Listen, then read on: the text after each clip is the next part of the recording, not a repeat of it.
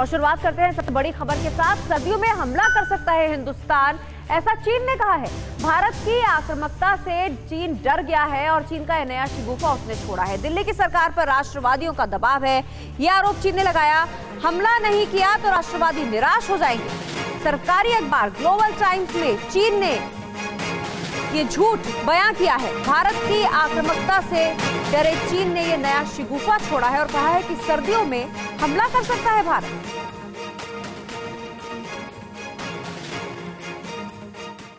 Dragon को लगने लगा डर, सर्दी से पहले ही छूटने लगी कपकपी। एलएसी पर गरम तेवर दिखाने वाले चीनी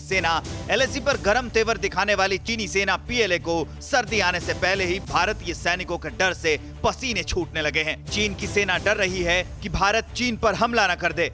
यानी तमाम मोर्चों पर और कई देशों के खिलाफ खुद आक्रामक दिख रहा चीन अब इस कोशिश में है कि दुनिया उसे दोष न दे। उसने एलएसी को लेकर नया शिगुफा छेड़ा है। कहा है भारत सर्दियों में हमला कर सकता है, चीन पर हमला नहीं हुआ तो राष्ट्रवादी निराश होंगे।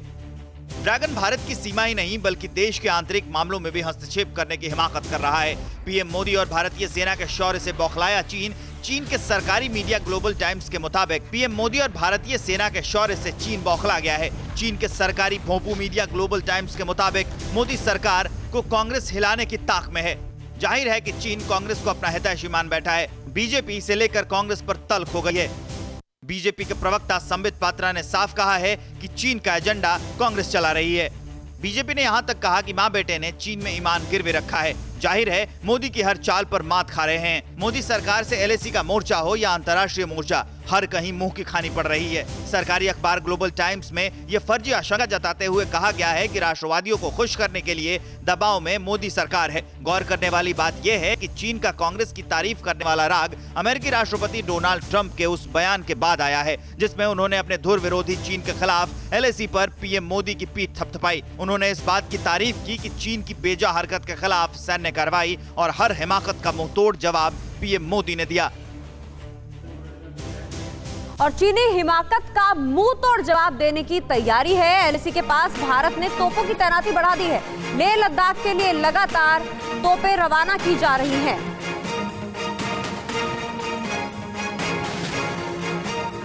वहीं ड्रैगन अब भूखे मरने की कगार पर है। चीन में अनाज की कमी हो गई है। यही कारण है कि चीन अपने देश की जनता का ध्यान भटकाने के लिए युद्ध करना चाहता है। जिनपिंग की सनक से लाखों चीनी भूखे मरने वाले हैं। चीन में अकाल पड़ गया है। चीन का दाना पानी खत्म है, दुकानों पर राशन खत्म है। जहां बचा है वहां ऐसी भीड़ है, लोग खाना जमा कर रहे हैं, दाने दाने के लिए गिड़गिड़ा रहे हैं। चीन का गुरूर मिट्टी में मिल गया है। ये जेनिफर जेंग है, चीनी मूल की पत्रकार, जैन ह्यूमन राइट्स एक्टिविस्ट भी हैं। ये महिला पत्रकार चीन के दमनकारी नीति, चीन की विस्तारवादी सोच, चीन की हर चाल की गवाह हैं। चीन को डुबो रहे जिनपिंग अपने कारस्तानियों को छुपाने के लिए भारत को आंख दिखा रहे हैं, भारत पर जंग थोपने वाले हैं।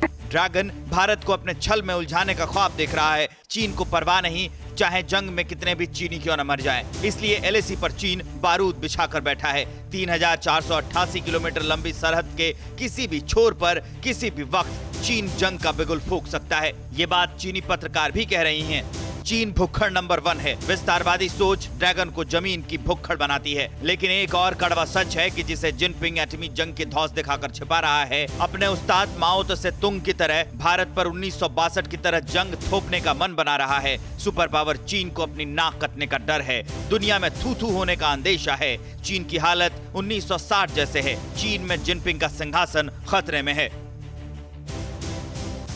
परवाह देश की, सोमवार से शुक्रवार रात 10 बजे TV9 भारतवर्ष पर।